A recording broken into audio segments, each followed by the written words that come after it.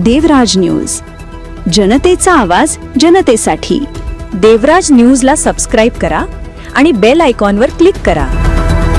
सुनारीचे हायस्कूलमधील एका शिक्षकाविरुद्ध अल्पवयीन विद्यार्थिनीला ब्लॅकमेल केल्याप्रकरणी पॉक्सो कायद्याअंतर्गत गुन्हा दाखल करण्यात आला असून या घटनेमुळे पालक व नागरिकांमध्ये तीव्र संतापाची भावना व्यक्त होत आहे।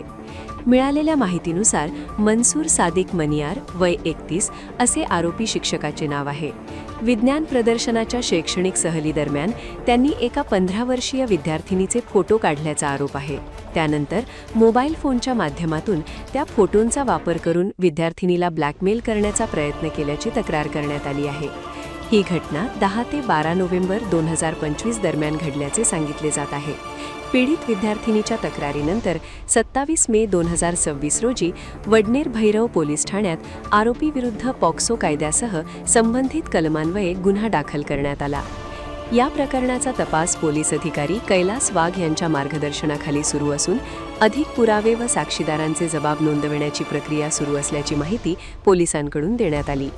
दरम्यान या घटनेमुळे परिसरातील पालकांमध्ये मोठी चिंता व संतापाचे वातावरण निर्माण झाले आहे।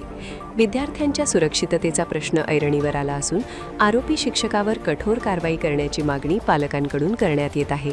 तसेच शाळा व्यवस्थापनाने विद्यार्थ्यांच्या सुरक्षेबाबत ठोस उपाययोजना कराव्यात आणि भविष्यात अशा घटना घडू नयेत यासाठी आवश्यक पावले उचलाव्यात अशी मागणीही होत आहे।